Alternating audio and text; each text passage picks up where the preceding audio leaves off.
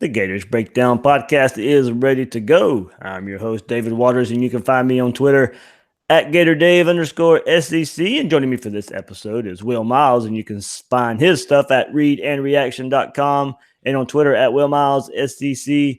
Will, long weekend for me, standing 3 straight days in Rockville. Welcome to Rockville here in Jacksonville. I'm finally able to knock the band Tool off my bucket list. So I am done. I've seen all the bands I've wanted to see, but I'll still be going to shows. I got to be honest, I'm a little bit disappointed you have your voice. I mean, how does that happen that you spend 3 straight days at heavy metal concerts and you still have your voice when you come back? I'm not sure that you were partying hard enough there, buddy. You know that gif of the guy who points to his head, like kind of knowing what he's doing. That was me there. So Sunday you took the day off to make sure you'd be available for the Monday pod. Is that? Well, Sunday was weird anyway because we had this terrible storm roll through Jacksonville, and the gates were supposed to open at 11 o'clock. Then they pushed it to 12, and then they pushed it again to like 3:30. So some of the bands I wanted to see, I didn't get to see because they had to end up canceling. But Tool was the headliner, and like I said, the main band I wanted to see. So after 3 days, it finally came to a culmination Sunday night, and well worth the wait and the extended hours of it. We didn't get out of there. I didn't get home till about 1 o'clock in the morning, so I'm a little tired as well. Well, we feel sorry that you were able to party for 3 straight days and sandwich it around vacation time, Dave. I'm sure everybody who went to work today feels really sorry for you that you had to go through all that. Well, the hardest part about it was Friday, and we'll get into this, of course, but I'm going to enjoy the first day of Welcome to Rockville, and Demarkcus Bowman, the commitment comes down. So kind of, I wanted to stay off the phone. So that's why a lot of people didn't get a lot of too much from me of the Bowman commitment to Clemson. But I was trying to rock out on starting on Friday. So it was that's why the social media was kind of at a limit on Friday. You got to have an hour to yourself every once in a while, there, buddy. Yeah.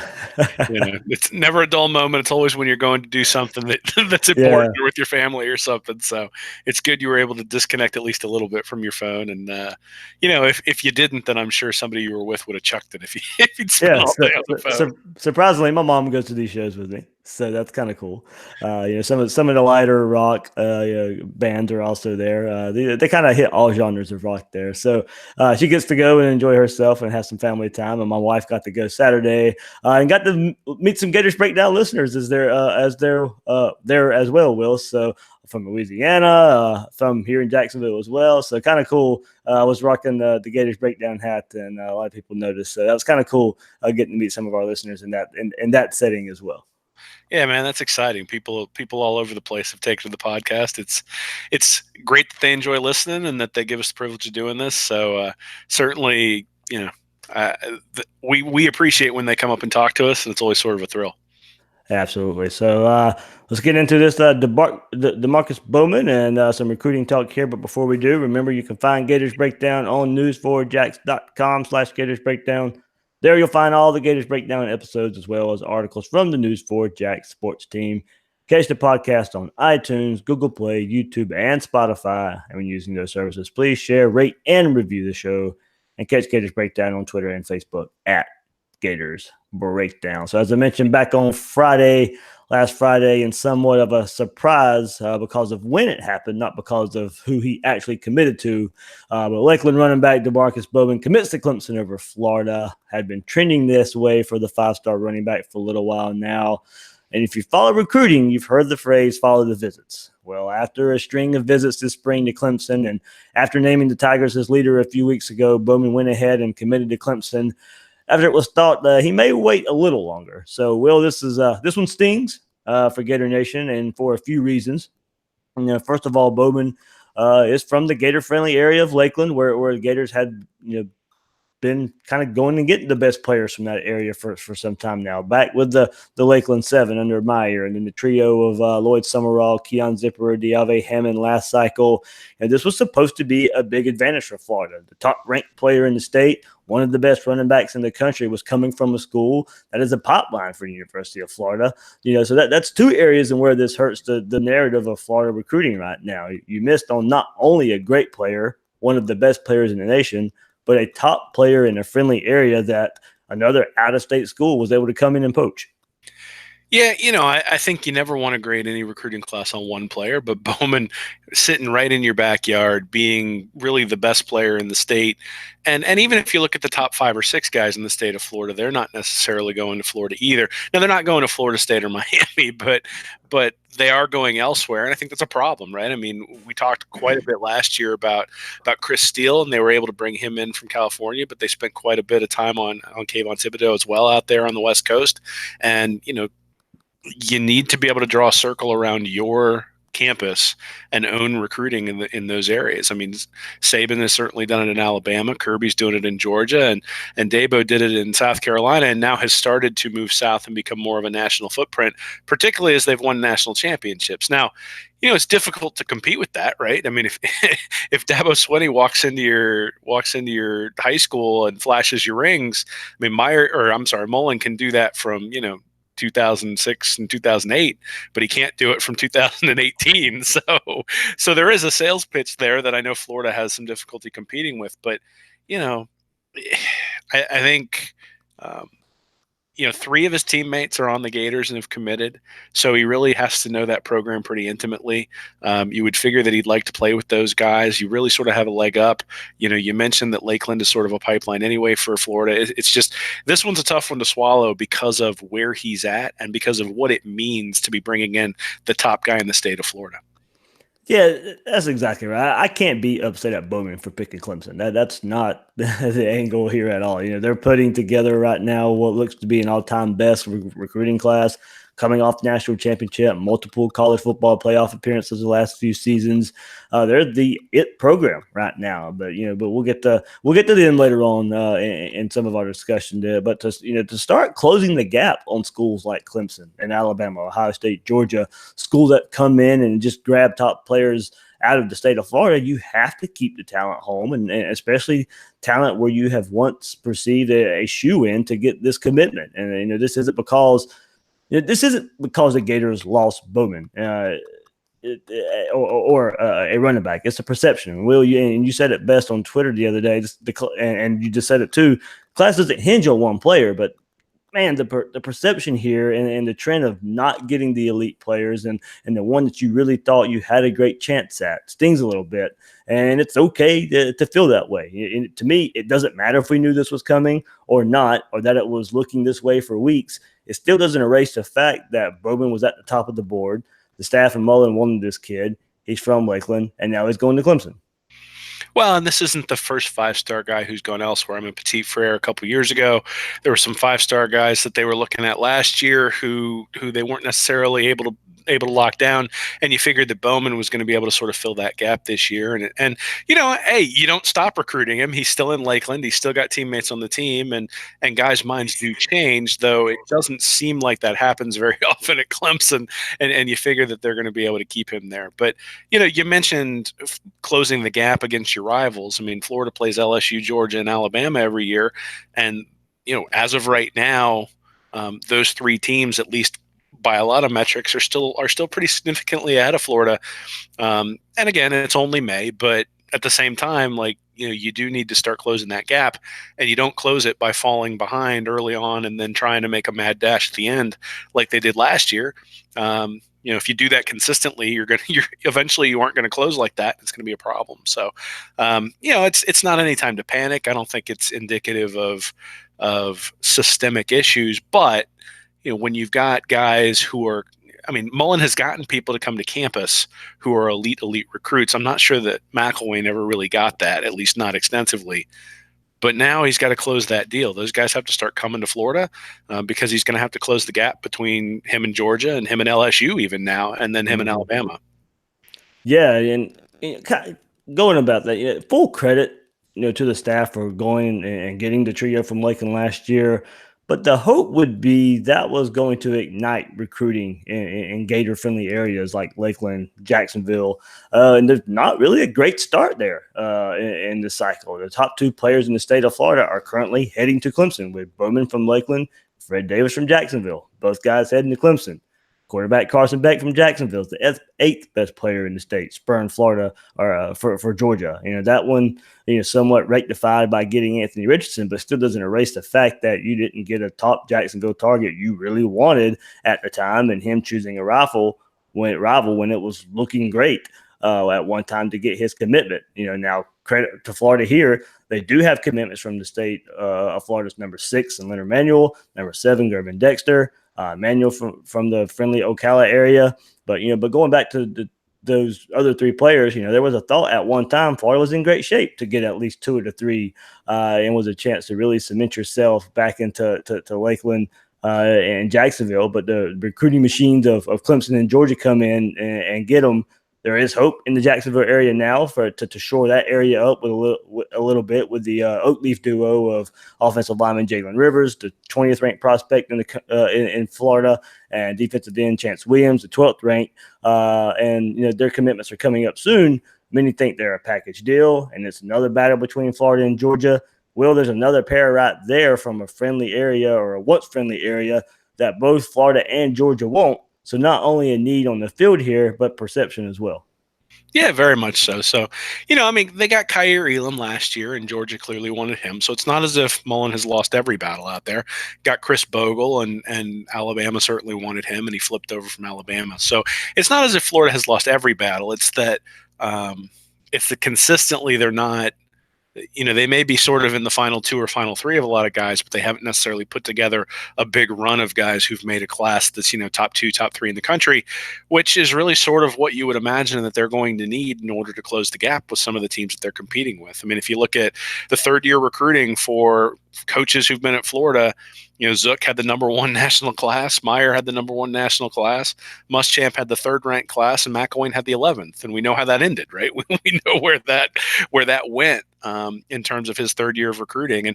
And Mullen's class, right now is ranked 5th, but it also kind of depends on what metric you measure, because there are a lot of teams that haven't necessarily gotten the verbal commitments, but their average player ranking is a little bit higher. So Florida's 11th when you look at average player ranking. Again, it's not all doom and gloom. Florida is significantly ahead of where they were last year. They're just not where they need to be in order to be one of the elite recruiting teams in the country. And, maybe that's just what the staff is right now, right? I mean, we're going to have to wait and see if the development of the program can be substantial enough to where the recruiting picks up, which is sort of what's happened at some other programs that have started out, or at least one particular program that's now stealing all the players from the state of Florida. So, there are different ways to build. There are different ways to build the mousetrap, and Florida's going about it in a way that hasn't necessarily been successful in the SEC. Doesn't mean it can't be done. It just means the probabilities indicate that it's going to be sort of an uphill battle, at least early on. Yeah, and where it is right now, Will, the 6th ranked class, though, was recently jumped by Florida State, who has the 5th ranked class now.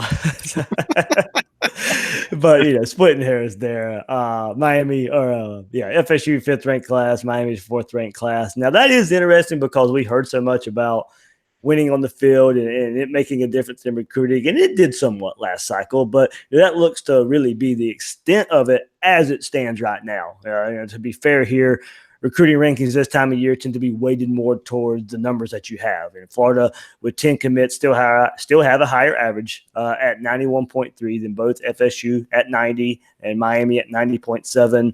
FSU has 12 commits, Miami with 13, Florida has 10. So, but kind of ridiculous here, Will. Clemson with the number 1 class, no surprise right now, and their player average is a ridiculous 95.7. LSU, a team you play every year. Overall, that's their overall class right now at number 2, but their average is at 93.8.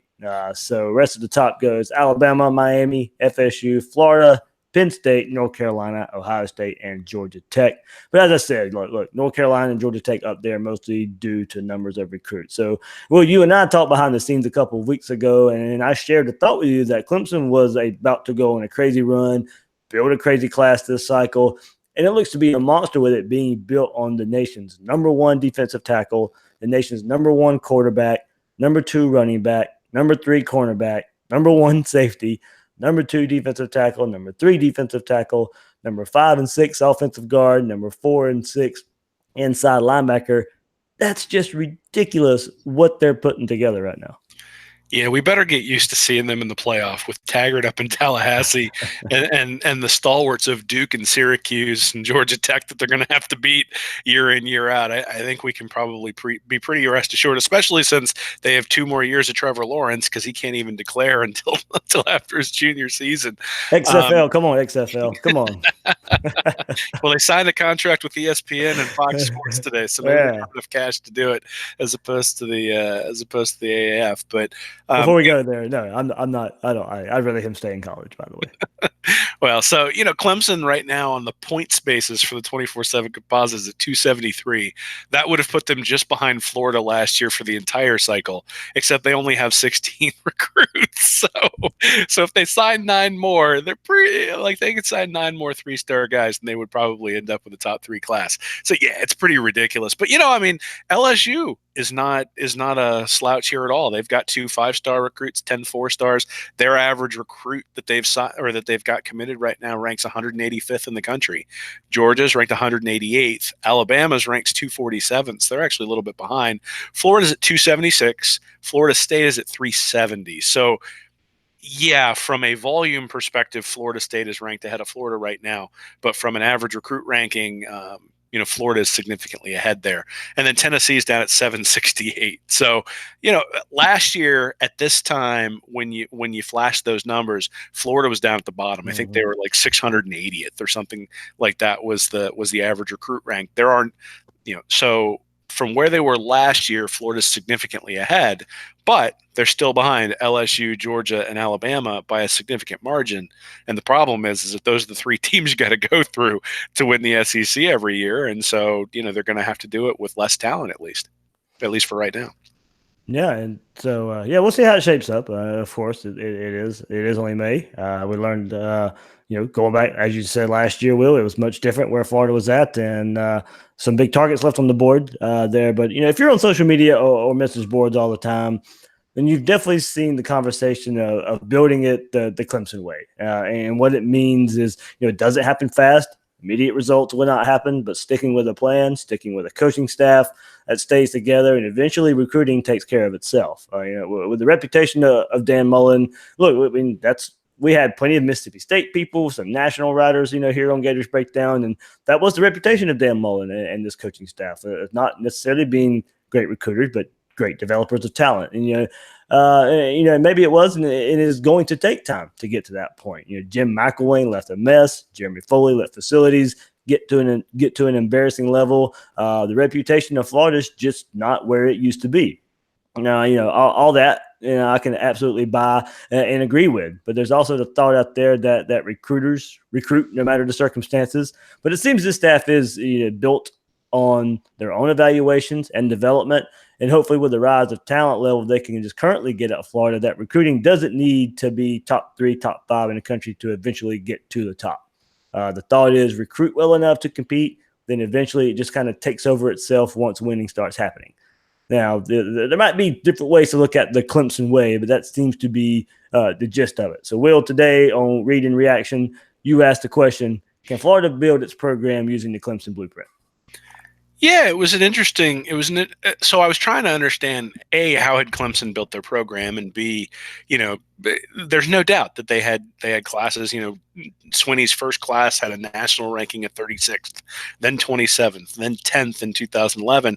And in 2011 they played pretty well that year, right? I mean, they went 10-4. So and then they followed that up with 11-2 and 11-2. So, Clemson built their program on recruiting classes that weren't necessarily fantastic. Though what I will say is that when you look at Clemson's typical signing classes, they typically average around 89.5 in those first few years when you were looking at the average ranking. So a little bit below where Florida is right now, and a little bit below where you would expect to see a top tier SEC. But there were some, the year that they were 36th is because they only signed 15 guys. So had they signed a full 25, that would have been a much higher ranked class.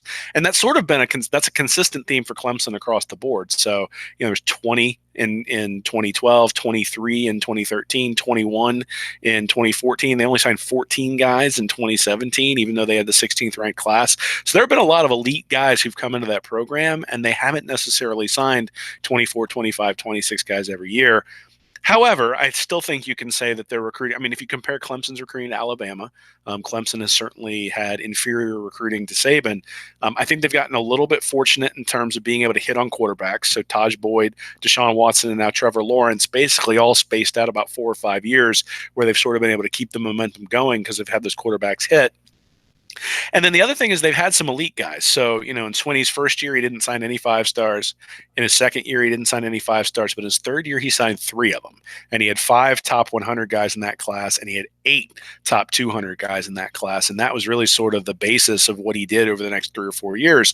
And I think that's kind of what you think you might need to see at Florida this year is those sorts of guys and guys ranked 10th, 15th, 20th in the country. They've got a few guys who are in the 40th to 70th range, but they're going to have to add 3 or 4 more of those guys to really get to the point where they can compete in the SEC. But, the bigger factor that I wanted to look into was just conference strength and the idea that if you're in the ACC, who are you actually playing? And the one stat that really jumped out to me was that when I looked at 2011, that Clemson would have played 2 teams that had more talent, according to the 24/7 composite, for the previous 4 years. Had they played Florida's schedule, they would have had to play 8 teams that had more talent than they did. And that's really what this boils down to is, you can get away with the 10th or the 12th national recruiting class in the ACC because it's the second recruiting class in the conference, which means you only have to, when Florida State has a couple of down years, all of a sudden you have the opportunity to go undefeated.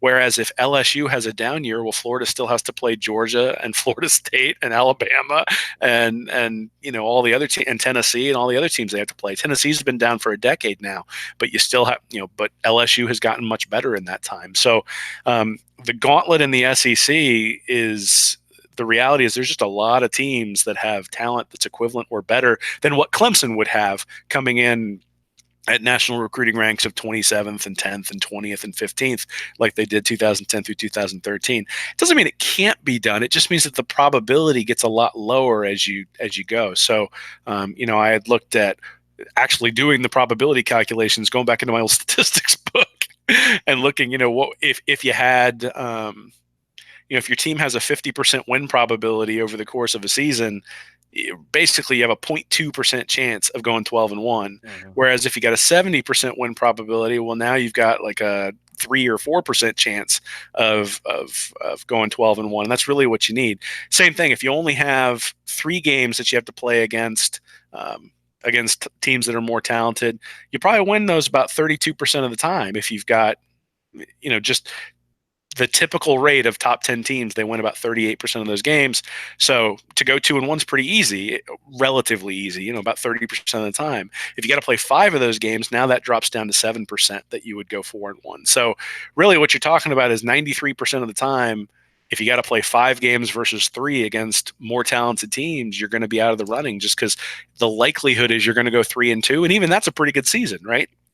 And I think that's one of the things that we see in the SEC over and over and over again is that there's a lot of attrition where, LSU took out Georgia last year, Georgia beat Florida, and all of a sudden now you're looking at the end of the year and Georgia doesn't get into the playoff because they had lost to LSU. And I think that's kind of one of those things that you can attribute to LSU and Georgia have similar talent. I mean, I think Georgia has more talent, but LSU was able to pull off the upset, and that really puts Georgia in a position where once they lost the second game, they just weren't going to be able to make the playoff.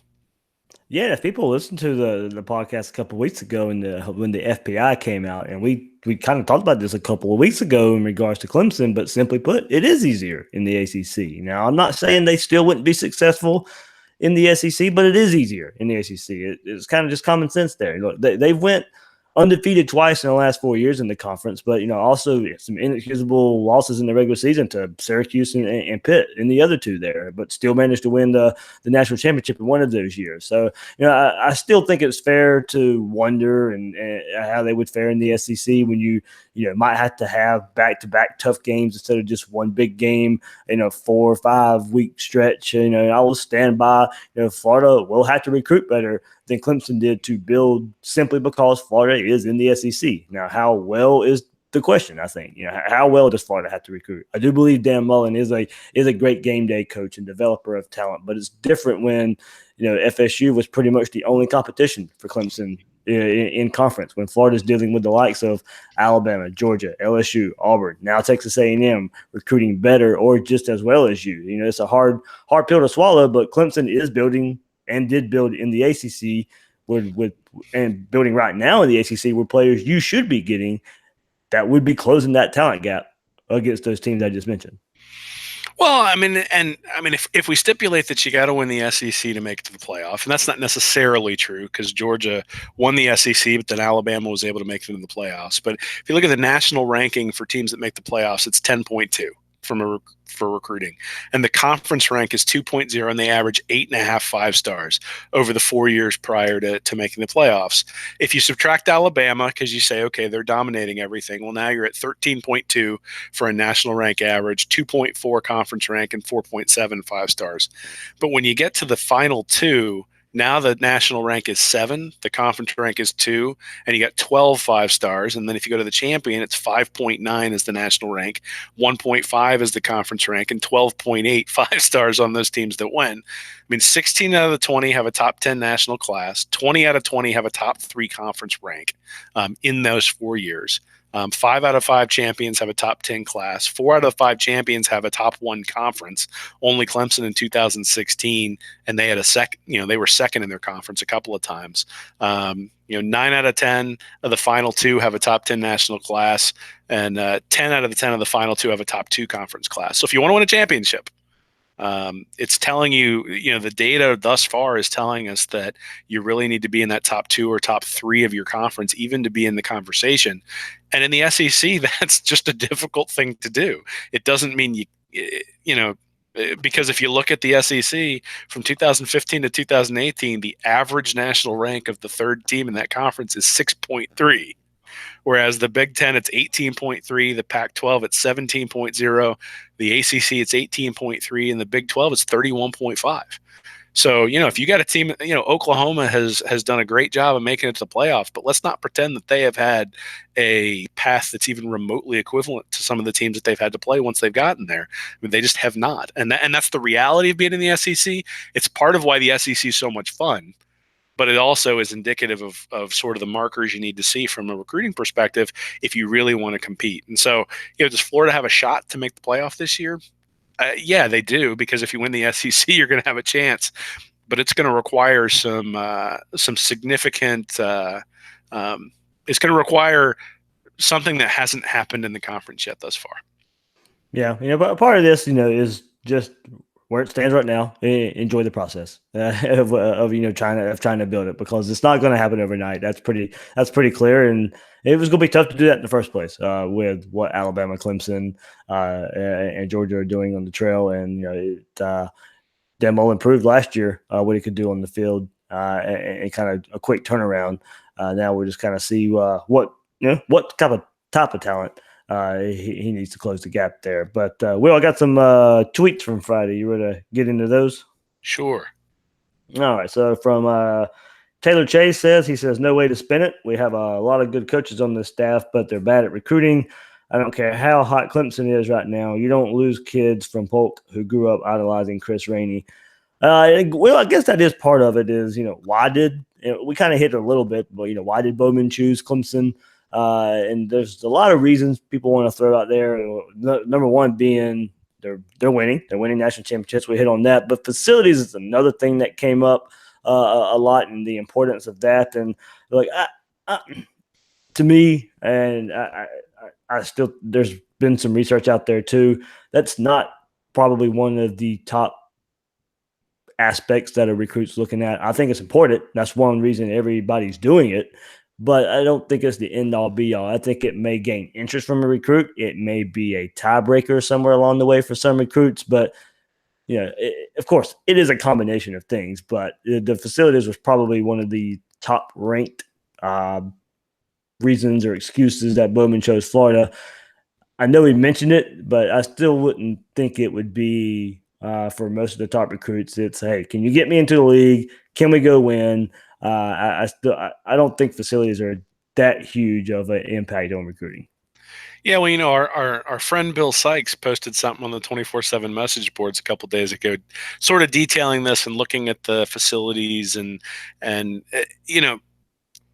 it doesn't preclude you from being excellent recruiters. I think Texas has been pretty low on those rankings. Florida State had been pretty low on those rankings, and it still had pretty good recruiting classes. So, I mean, yes, every little bit helps, but I think when you're talking about facilities, you're really talking about differences at the margins, Yeah. right? I mean, you're talking about a recruit or two. You're not talking about 25 of them. You're talking about your ability to sell, and part of that is facilities. Part of that is your vision for what the program's going to be. So yeah, that plays a role. I mean, I think again, I think if I were to imagine how Swinney is selling his program right now, it's just he's flashing rings, Yeah. right? I mean, that's how I'd sell the program.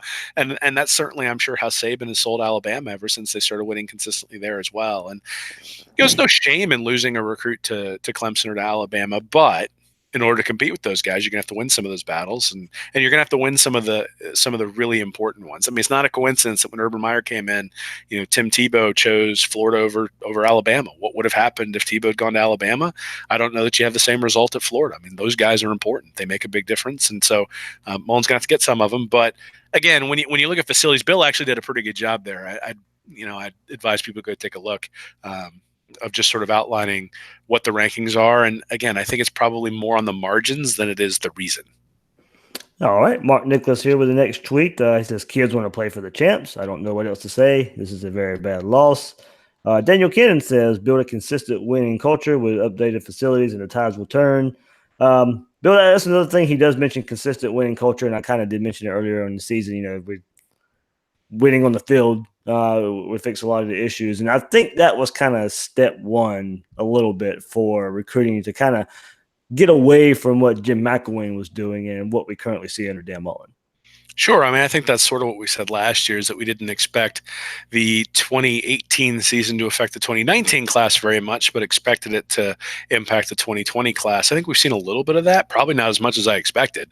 I mean, I sort of expected the 10-3 season to really hold some weight with some of these guys. Somebody like Carson Beck, saying, hey, I'm going to join this movement because I'm right nearby. This is a place I'd like to play. And I see what Mullen's doing, and you don't necessarily get that. But, Anthony Richardson's a good player, so I don't think that's too big of a concern, at least for the coaches. But I think I struggle to see. At the end of the day, they're gonna have to win some of these, Dave. Yeah, I mean they are gonna have to win some of these big battles. Let's get into some of these their tweets here. Got a long list of them. Slim Gators says, not sure if this is the standard Mullen was talking about. This is an embarrassing loss. Part of it, Will, and I do want to get to this part too. It is a running back, and Florida is deep at running back, but we don't know what after this year holds. Michael Piron's definitely gone. Say Malik Davis has a great season, kind of something we maybe expected last year. Say he has a really good season, he decides to bolt as well, then you're losing two running backs. Look, this is 2 seasons, 2 recruiting classes, 2 cycles in a row where, hey, look, a year ago we were thinking Florida had a great shot at Trey Sanders. He chooses Alabama. A few months ago, we were thinking Florida had a great chance at Demarkcus Bowman. He chooses Clemson. This one's not set in stone yet. We got to wait till February, but this is 2 cycles in a row now where we know this staff has went all out on trying to get these guys on the campus. And, while running back, Urban Meyer didn't have a standout running back with Dan Mullen as the offensive coordinator. So I don't, yes, can he be a difference maker on the field? I think he can be. Is he absolutely needed? No, but like I said, for perception reasons and because I know they put so much work into trying to get him in the fold, and it just didn't happen. Yeah, I mean, they're going to be fine, right? I mean, the running back position may end up being a little bit thin at some point, but they had Naquan Wright last year. They've added, they had Clement and Pierce the year before. So it's not as if they have nobody there. But again, I think every year you want to bring in blue chip guys at every position if you have the opportunity. And this was an opportunity to add somebody who could be truly special. And, people say, oh, he's just a running back. But but Cook at Florida State a few years ago, he would have been a nice addition to have on Florida's roster rather than having to face him against Florida State every year. So and Clemson clearly wanted him because he got him. They got him. So yeah. So I mean, again, I don't think you ever want to. It's not. I don't think it's embarrassing. I think that's maybe the wrong word. I think it's just disappointing, right? Yeah. Like Yep. you expect that Lakeland pipeline to deliver to Gainesville when you have a coach who's winning. When the coach proves that he can win with players from the previous staff where they had issues winning. And when you see the development of the quarterback and you see the development of the offense, you expect that to translate into recruits coming from local schools. And to see somebody go to Clemson is disappointing, but it's not embarrassing. I mean, at the end of the day, you're going to lose some of these battles, and this is just one they lost. Yeah, somebody replied with also when I threw out Bowman's commitment, threw out the question: does him making this decision now help with Kayvon Lee in any way? And that comes from Carl. We'll see. I know LSU's thrown into the mix there, and the way they're recruiting right now, I'm sure has Lee's attention. The once Gator running back commit, I like him. He's just maybe if you're splitting hairs, a hair below what Bowman brings to the table. But I know a lot of people out there I trust who really like what Lee brings to the table. I'd love to get him back in the fold. I wanted him in the fold anyway. I never wanted him to decommit. I wish he'd still be part of the class.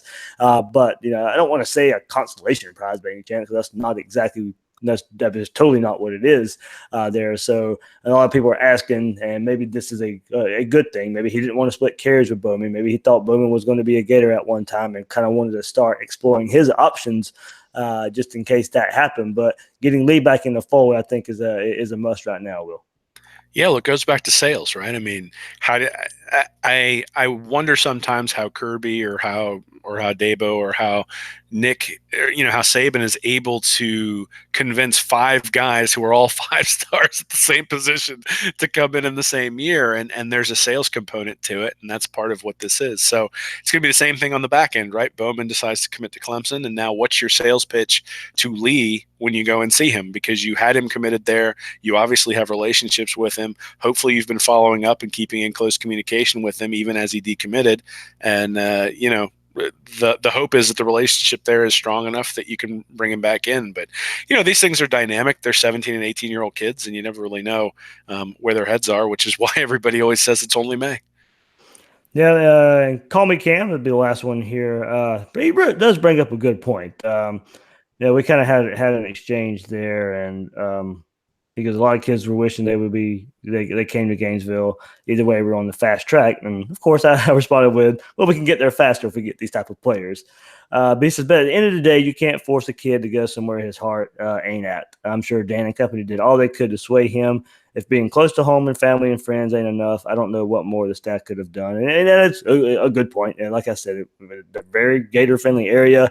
I'm sure he has family, friends, of course, that he played with on a state championship winning team that are all Gator. He's going to be hearing Gator whispers for the next few months. So maybe eventually down the road, like we said, Clemson.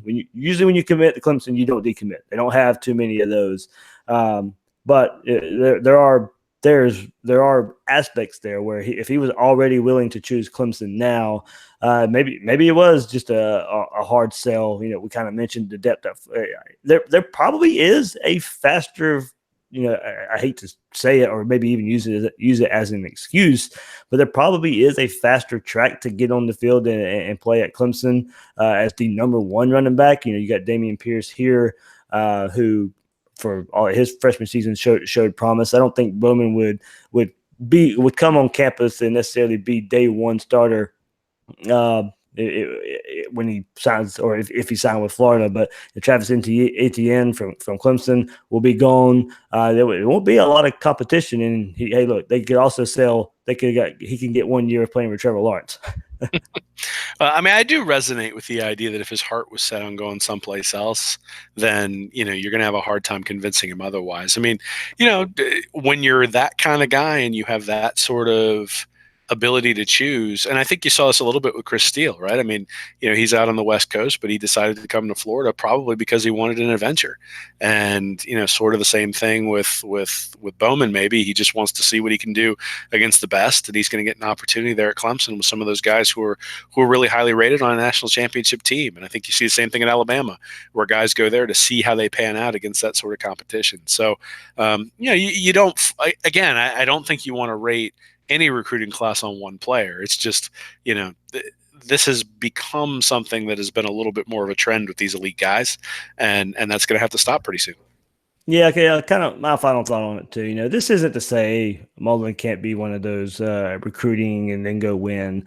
outliers there. The players we discuss are so big because these are the highly ranked players that Florida is missing on that they targeted. We know these players were important, and we're near the top of the board for the staff. And it's not like we're making up the concern out there. These are players Florida wanted, so it would be nice to see Dan Mullen with a group of elites on the roster. The path of least resistance here. That's kind of what that was my thought last Friday. It affords a time where you might can have an off day on the field or calling plays, but talent wins out in the end. When the talent level is below the competition, then you're asking for everything to have to go perfect, and that's pretty hard to achieve consistently. I'd love to see Mullen and staff accomplish that, but it's tough. There's rankings out there that have Mullen as one of the top coaches in college football, but can you imagine when he has the top talent to pair with that? It would be tough for anyone to match. And I said when he was hired that it would probably be the approach of recruiting taking some time, but it still stings when you see the potential of having elite talent and it just escapes you. So I'm here for the ride, though, and we'll enjoy watching the process and hopefully the progress will. Yeah, I mean, I think all of us hope that Florida can defy the odds and that Mullen can. In fact, I think if anything, that says something about his coaching ability if he's able to. And the other thing I would say is that it depends on what your definition of success is, right? Yeah. So teams like Auburn have come up and won the SEC with recruiting that's very similar to what Florida has done over the past 3 or 4 years. Every once in a while, when they've been able to get a transcendent quarterback, or when they've been able to clip Alabama when maybe they had some weaknesses, and so it's not as if Alabama has won the SEC championship every year since Saban took over, even though they've won the recruiting battle every year since Saban took over, and so they're not unbeatable. It's just that it's not a consistent thing, right? So if your goal for the University of Florida is consistently being in the running, basically being the Alabama of the conference, then it's problematic to see recruiting lagging behind teams like Alabama and Georgia. If success is consistent 10-3, 11-2 seasons, and every once in a while clipping Georgia, then I think there's more than enough evidence to indicate that Mullen's going to be able to do that. The question is he going to be able to build a consistent winner over time, where Florida is the beast and Georgia is the one trying to play catch up? Or is it going to consistently be Georgia sort of in the lead and Florida trying to play catch up? And, again, depending upon what you want to see from the program, I think sort of indicates how you see it through these, what glasses you're looking through determines whether you're concerned or whether you're contented with what you're seeing. I mean, the 9th rated class last year is a very good recruiting class. I don't happen to think it's good enough to consistently compete in the SEC based on some of the things we talked about earlier in terms of, being 4th or 5th in the conference. But that doesn't mean you can't be a very good team. It doesn't mean it can't be a whole lot of fun. And it doesn't mean that every once in a while you can't go above those expectations. It just means that it becomes harder to do. And then it's sort of, if Mullen's able to do it, you give him all the credit in the world because he's done something that most coaches aren't capable of. Yeah, and most of my thoughts here come from, and we said it before, we're fans first. My thought came from the fan perspective. This one did hurt.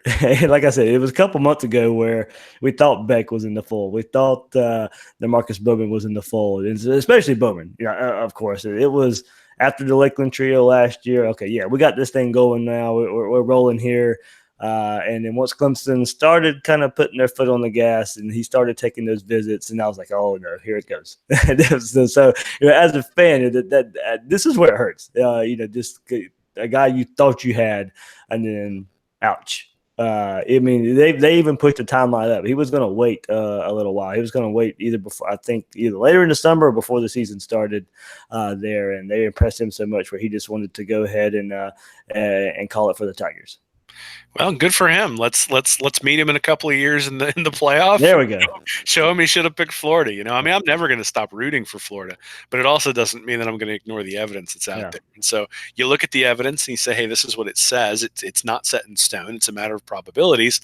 And then you go, okay, as a fan, now I'm going to put my fan hat on the weekend, root like hell for Florida, and hope that Mullen can overcome those odds. But in fact, if anything, as a numbers guy, to me, that's what'll make it sweeter, right? Is when you look at it and say every bit of analysis I've done says that this should be impossible, but they're doing it anyway. That's pretty cool. As opposed to, I do wonder, I don't know. I'd have to ask somebody that I know who's an Alabama fan. Is it even any fun to watch anymore? Yeah. I mean, where the expectation is 15-0. I'd like to find out. I'd like to find out though. I mean, last year, well, I would too. And we lived through that a little bit back in Yeah. 2006 and 2008, right? But the 2009 season, I remember some of the games where Florida Yeah. went out there being disappointed in the way the team won. Yep. We only won by 24 points. Right. And, if you asked me over the last decade what my favorite season has been, it'd be 2012, where nothing Yeah. was expected. They were winning games by like 6 points, shutting down Johnny Manziel in the second half. Driscoll hits like one pass the entire game, but it's the long bomb for the touchdown, and they end up winning. I mean, the Treon Harris game where where he only throws the ball 3 times. I know that was in a crappy season, but still, those types of things, the things you don't expect, are the reason you watch. I mean, you look at the numbers to try to suss out what'll happen and try to understand it a little bit better. But at the end of the day, the outliers are what make it fun. And so That's why the 2006 national championship was so fun. We were supposed to go out to Arizona and get our brains beat in by Ohio State, but it turns around, 41-14, and that championship's so special because, like you said, it was kind of unexpected, for the nation. Gator fans were kind of confident going into that game, but nobody expected Florida to go in, especially that season as well.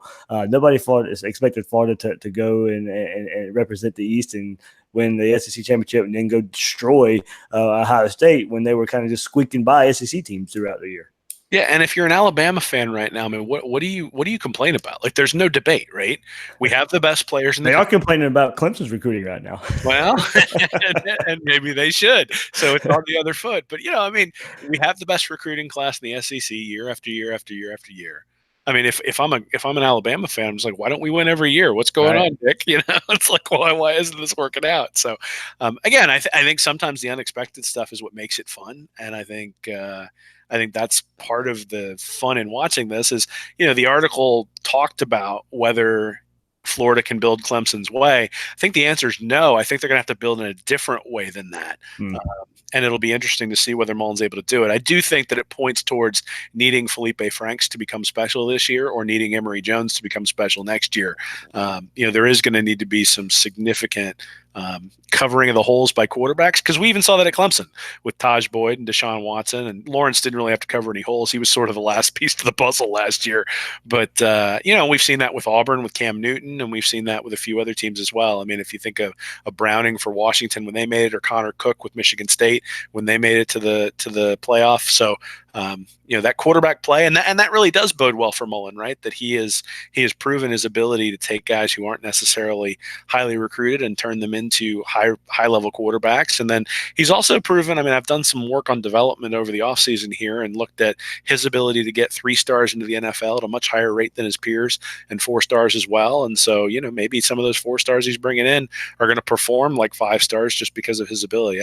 I'll never say never, but I do say that from a probability standpoint, just because of the difficulty of the SEC, the battle is more uphill in the SEC than it is in the ACC.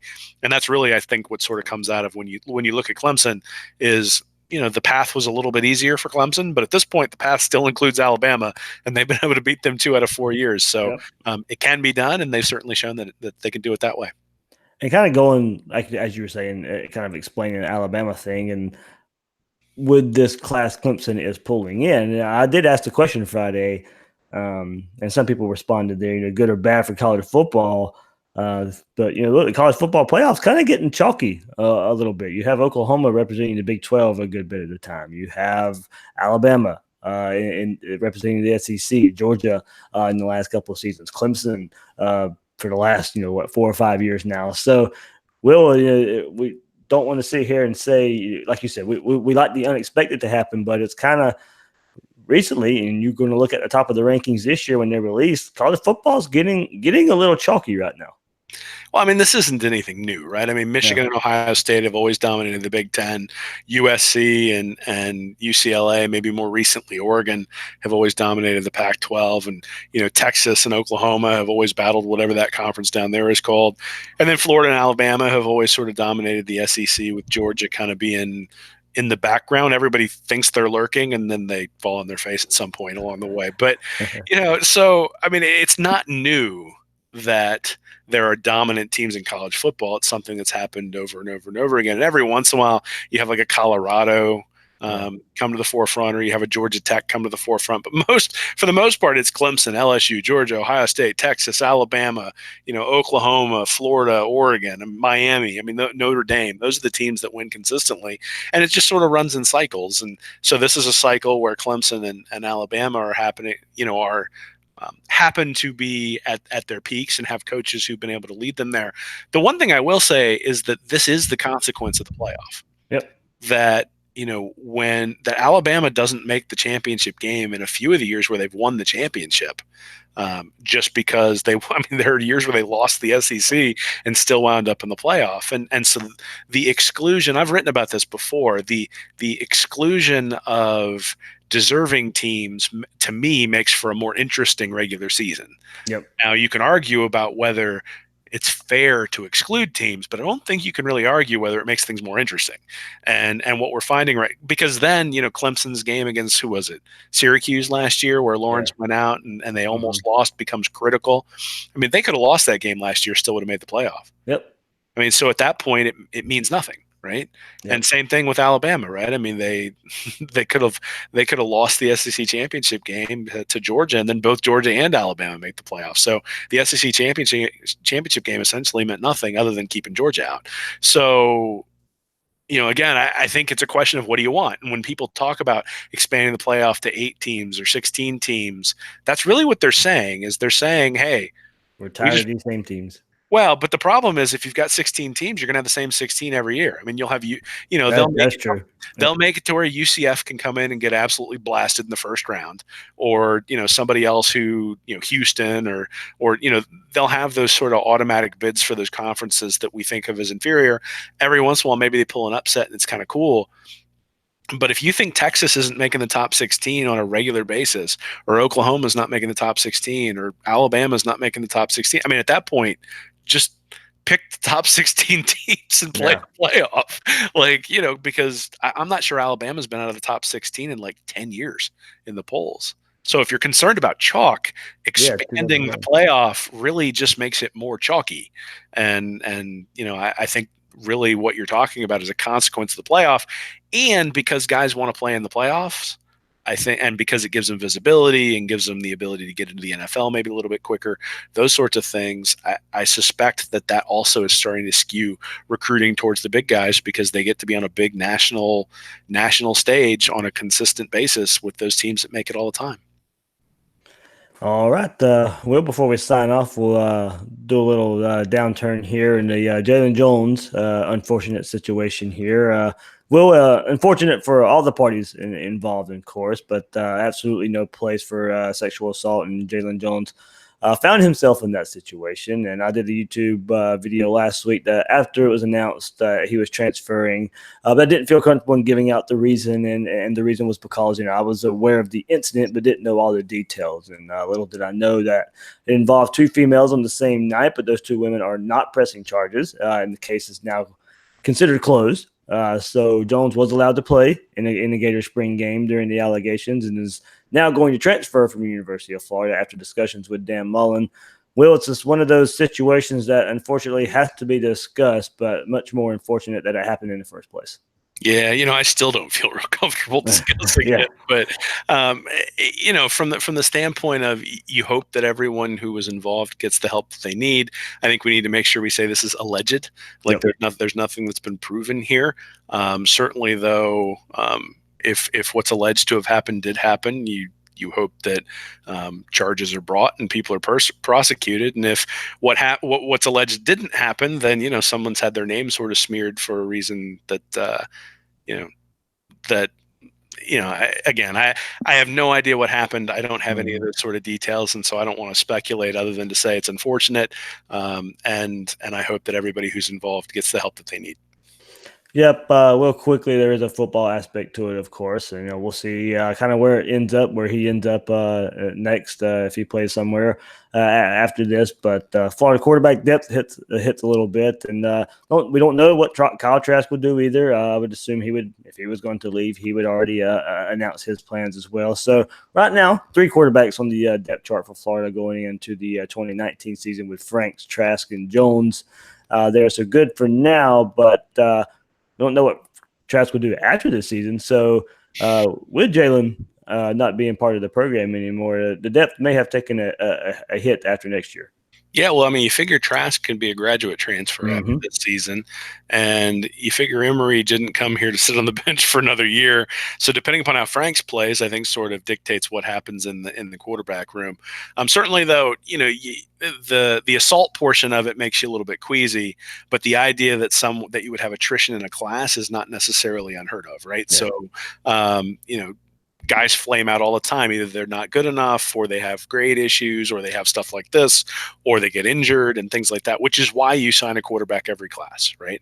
And it's why Florida's gotten in trouble a little bit in the past when they haven't signed a quarterback every class, where you end up with a season where Jeff Brantley gets injured and then Jeff Driscoll has to come in. He's not necessarily ready to play, or you get the injury to Jeff Driscoll and now you've got Tyler Murphy back there playing. So Murphy actually played pretty well that year, but until he got injured. But there's a reason that you sign a guy every class, and you're going to see some attrition.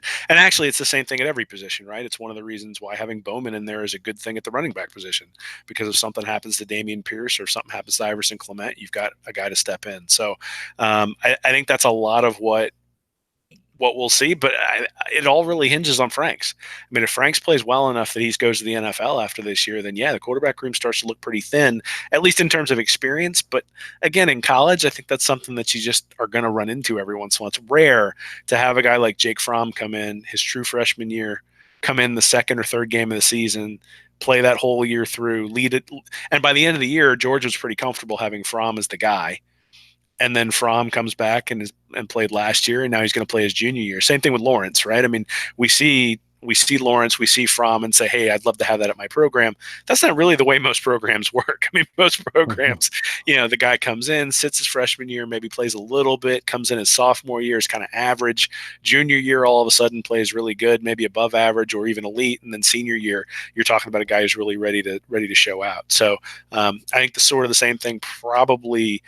I don't know that we can necessarily count on somebody coming in and having a year like Jake Fromm right when Franks leaves, but I think there are some seeds for the guys who are there to say that they're going to be relatively successful in Mullen's program, and certainly a pretty significant track record for Mullen of being able to take guys who are relatively raw, relatively young, and put them in situations where they're able to succeed. Yeah, well, Franks is pretty confident that he'll be ready for the NFL draft, I'm sure. So, we'll kind of see where that leads, of course. But with another season or another step up like he just had this past season, anything in the realm of that improvement, you would have to think Felipe Franks is going to test the NFL waters there. And I had a pretty big argument last week about that on Twitter. So I'm kind of they're. I'm just pretty confident in saying that Felipe Franks thinks he can be an NFL player. So there we go. I mean, he's got all the tools. Yeah. Right. I mean, from an arm strength standpoint and the ability to make all the throws, he's got the tools. The question is he going to be able to show the ability to read defenses, the ability to be accurate, all those sorts of things that you need from a guy who's going to be an NFL quarterback. But we've seen it with Jake Locker coming out of Washington. I mean, he wasn't the most accurate guy, but he had a lot of tools, and he went in the first round. And we've seen that with a lot of other guys who've gone to the NFL who have tools, and coaches think that they can turn that into production, and in many cases have. So Franks, I think we need to give him quite a bit of credit for where he was to where he came from to where he was last year. And if he sees the same improvement from where he was last year to where he is at the end of this year, I don't think there's any doubt. I mean, it's going to be a first round pick.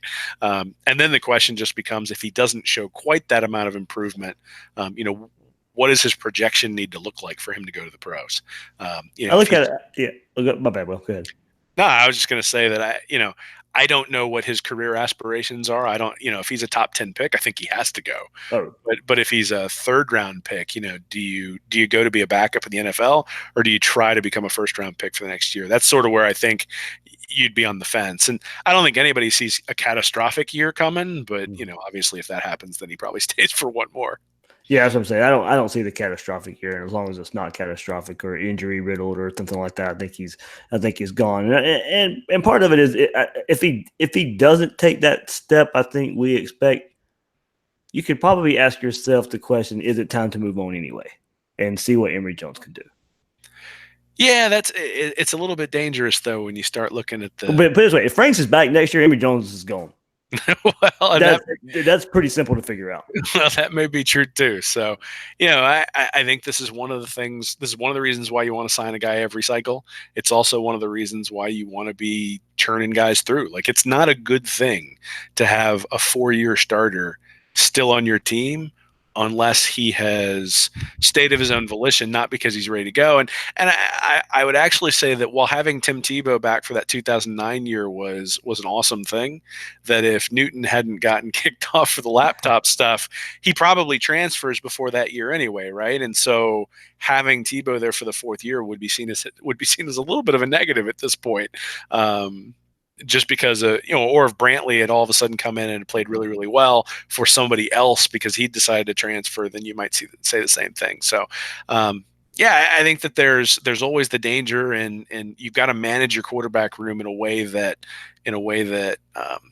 sets you up for long-term success. That probably is the one thing that Jalen Jones' departure does, is it limits your margin for error, because if you don't have a good transition from Franks to Emory Jones, or you don't have a good transition from Franks to Emory Jones to Anthony Richardson, if somebody has a hiccup in there somewhere, you don't have another option. And that's probably sort of the take home from that. All righty. Man, we packed a lot of info in that one, Will. Stats. Hopefully it was clear. Yeah. Speaking of stats, we're working on some, we had a planned Felipe Franks episode until all this news broke late last week. So we got some good Felipe Franks talk, kind of building upon what we just discussed. Yeah, very much so.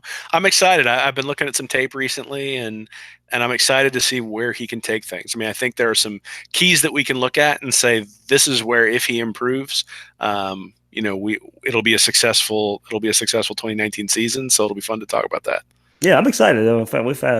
We have found a lot of good stuff there to kind of break down Frank's game. It's all kind of spurned off of, there were some quarterbacks rankings that got thrown out a couple weeks ago, and where Felipe Franks would be ranked in the SEC ladder, if you would say. So kind of interesting to where you would think Felipe Franks would be ranked in the SEC pantheon of quarterbacks. Well, everybody knows I'm infatuated with Joe Burrow, so as long as you don't disparage him, we'll be good. Man, there's got to be a year anniversary for that one, I think, somewhere. I'll retweet it once the year comes up for what I wrote about. Hey, I was on board too. I ain't gonna lie. I mean, it was just another arm and see what can happen. But hey, it worked out. There you go, buddy. All right. Well, anything else? Like I said, yeah, Frank's stuff coming up, and like I said, everybody will just throw up his article this morning, kind of detailing the Clemson build. Yeah, and we'll be coming. I am going to take a look. Last year, at the beginning of May, I took a look at where Florida's class stood. And I think talked about that it wasn't quite time to panic yet. So this year, definitely not time to panic yet. But I do want to take a look at where the class is this year versus where it was last year in a little bit more detail, and sort of where that means we might expect the class to end up. Because as much flack as I got for saying that we needed to at least consider the word panic, I do believe in that article I kind of predicted they'd finish 9th. So actually, I think like best case scenario was 7th, and worst case was like 13th. So. Are we getting another August 1st deadline? Oh man, well maybe I'll make it September 1st, because I would have been much closer to right if I'd have made it September 1st. I mean, it's all fun, man. Like, oh yeah, exactly. At the end of the day, like, I hope the best for my university. I hope they do well, and it could be worse, man. It could be Virginia Tech, because I got to watch that dumpster fire too. So, man, that schedule not fun. I'm just glad we're not South Carolina, man. That I got to tell you, that was the takeaway from my article today.